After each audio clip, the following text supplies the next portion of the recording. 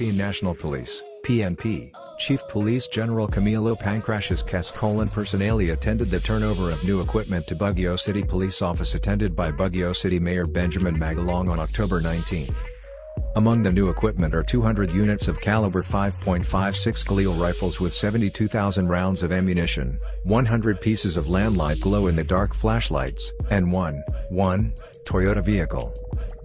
This was followed by the turnover of check amounting to PHP 7,200,000.00 from Baguio City government led by Honorable Benjamin Magalong to the Baguio City Police Office for the procurement of base and handheld radio for communications, the PNP said. Furthermore, the Cascolan also conferred awards to Baguio City Police Office personnel in recognition of their outstanding accomplishments, PNP added.